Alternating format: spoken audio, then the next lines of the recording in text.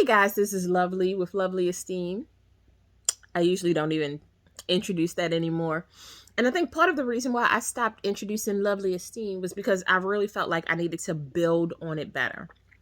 And I'm at a place in my life where I'm like, what does that really mean? What does build on it better? What am I waiting for? Because my relationship with mental health is so personal. And I think that one of the main reasons why I decided I wanted to focus on mental health was because I really wanted to work within the cultural stigmas surrounding mental health. Like, what does mental health even mean? What does mental illness mean? What's the difference between mental illness and mental disorders? What's the difference between a psychiatrist and a therapist? Like, what's the difference between being diagnosed and still having the symptoms and being undiagnosed and still having the symptoms? I think when I've gone through mental health challenges and battles, because sometimes it feel like you be swinging at real shit, and it's like you be fighting yourself a lot of the times, because when you think about mental health, and this is just growth, when you think about mental health and then you connect healing with that, you make the assumption that mental health is like a cut. And if you just flesh out the cut, depending on how deep it is, you keep it clean, you do some wound recovery, put some neosporin on it if you have to. If not, you put a band-aid on it. If not, you leave it open, that everything's going to be okay. And that's not how mental health works, right? Mental health is one of those things where you will be working on it for the rest of your life, and you will be working towards healing for the rest of your life. And there will be times where that wound that seems closed and put together, and it seems like it's almost closed, it'll start weeping, and you'll be like, what the fuck is that? And then it'll rip the fuck open, depending on what challenges you face. And you'll have to deal with those things, and you'll have to work on reclosing that wound, but that wound won't even take to the treatment the same way. You'll have to like figure out how to, now do I need stitches? What am I doing? Am I using band-aid glue? Am I leaving it exposed so that the air can get to it? Do I need a wound vac? And that's how you should think about mental health and healing. Like, you're never fully healed until you pass away. And if you believe in the afterlife, you're still working on healing.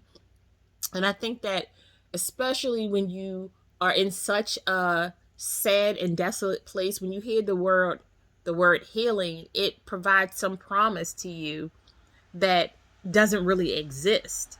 Like, the theory behind healing is that it's all better. And the truth is that when you're working through your life, you can have better moments, you can have better years, you can have better situations, but it doesn't mean that it's always better in the 100% range. You know what I mean?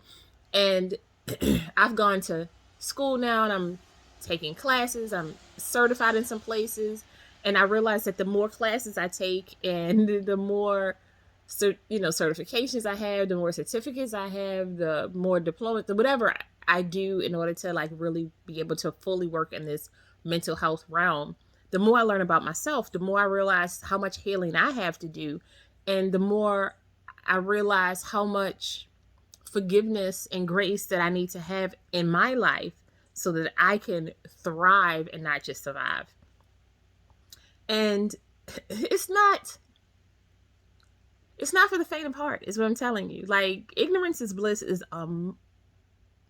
there have been times where I'm like, yo, I don't want to think about this particular thing this much. I don't want to have to reform my life. I don't want to have to rebuild my life in order for this mental health challenge and or this mental health like progression to keep going.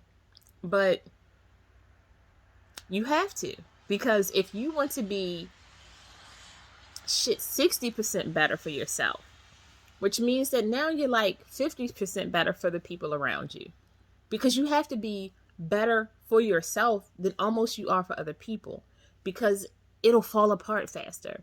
it's like recovery, right? If you want to recover from an addiction, you have to work fucking hard at it. Like, you have to give 200% all day, every day, just to fucking make it to the next day, right? But if somebody else is pushing you to recover and you don't really believe in that shit, it's going to last as long as they're looking at you.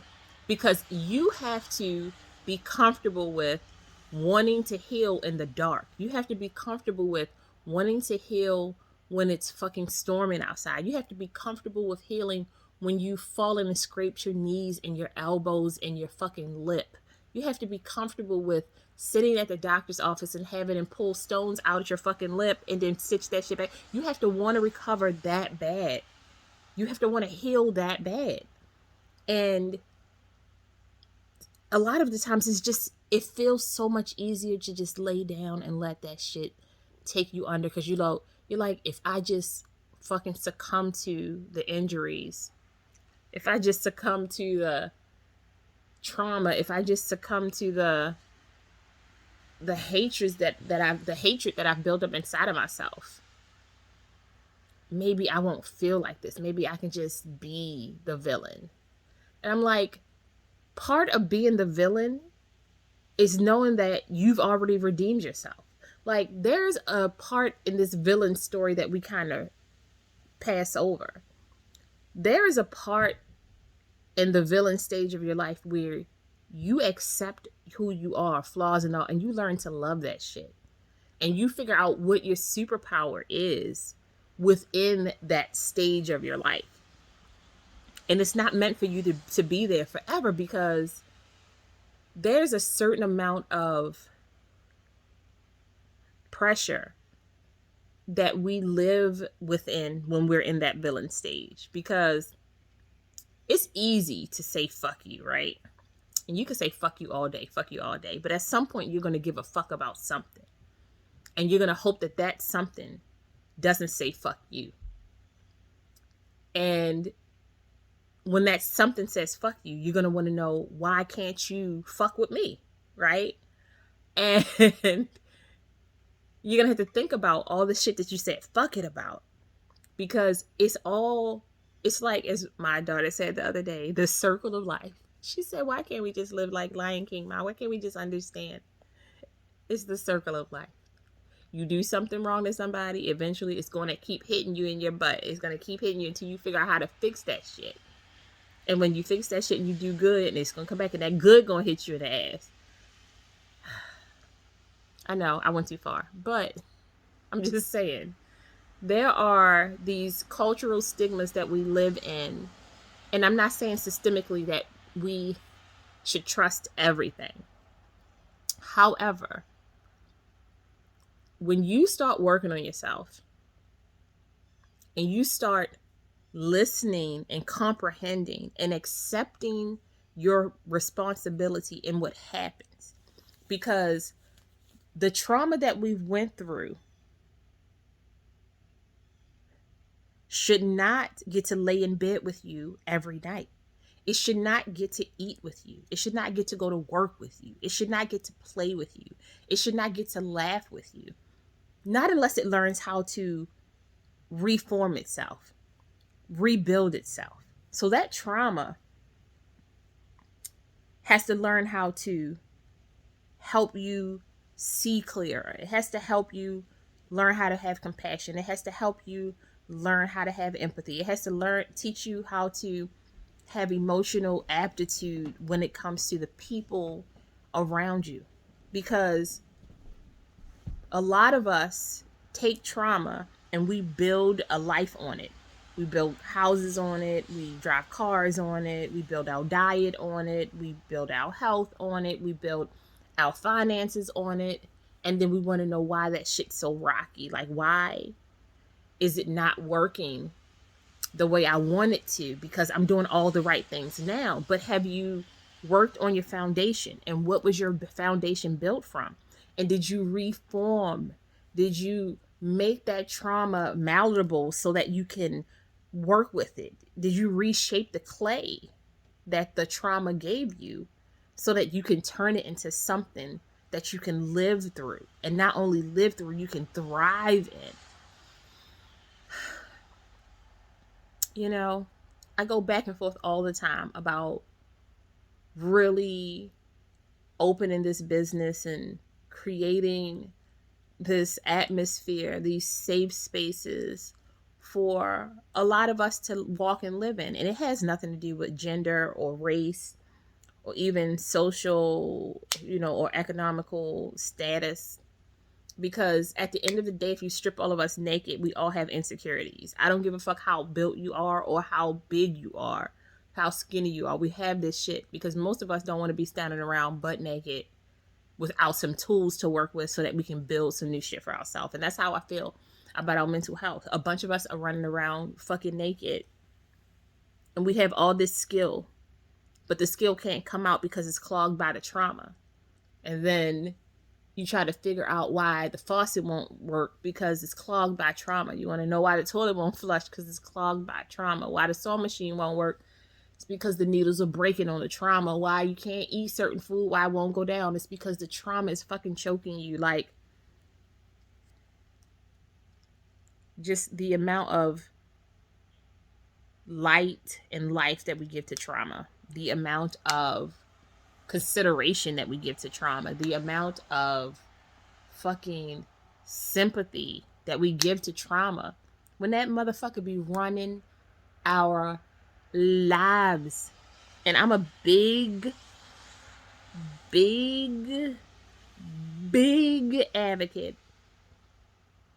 in saying, I'm not gonna fucking sleep with the enemy.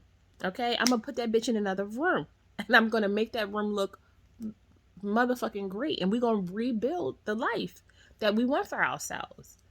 I'm like, yo, my best friend said today, yo, we got 40 summers left, maybe. What you gonna do with your 40 fucking summers? And I was like, look, she wanna have a crop top on. I just wanna have my tits sitting up. And I just wanna be smiling and enjoying my life and watching my family thrive. And I know in order for that to happen, I have to fucking fight, right? You have to fight that shit. And I think that that's what I'm like really working on right now. I'm like, I am going to dedicate the next 40 summers to living my best fucking life, because I deserve it, and because you deserve it, and because your mistakes that you made in the past don't dictate how you live in the future, and because the trauma that fucking had you in a chokehold for years it doesn't deserve to live the life that you're allowing it to live. It does not deserve to eat the food that you're allowing it to live. It does not deserve to live in the house that you're allowing it to live in. Put that bitch out, or make that bitch work hard for the shit that you are working hard for. And this is why I don't make videos like that often, because I be out here knucking and bucking and ready to fight with some fucking trauma. So because we deserve so much fucking grace, we deserve so much love, we deserve so much fucking props. All of us, for every day you choose to live, every day you choose to fight, every day you choose to be kind, every day you stop and compliment somebody, every time you make sure that the people in your life are okay, like every time you make sure that you're fucking okay, you deserve so much more in your life. Oh my God, you just I don't want to hug you because that means you're gonna be touching me. You can't be touching these shoulders because they for my husband. But fist pound, elbow bump, I'm just saying, you got this. And even if you don't have this, most of us don't fucking have this either, and that's why we gotta all fight together. Okay, I'm just saying. Anyway, be good to yourself and to others. Be gooder to yourself than you are to others. Be kinder to yourself than you are to others. And don't just be nice, because nice is an act. Kindness is a characteristic, and that's what you want. I'll talk to you soon. Bye. Good.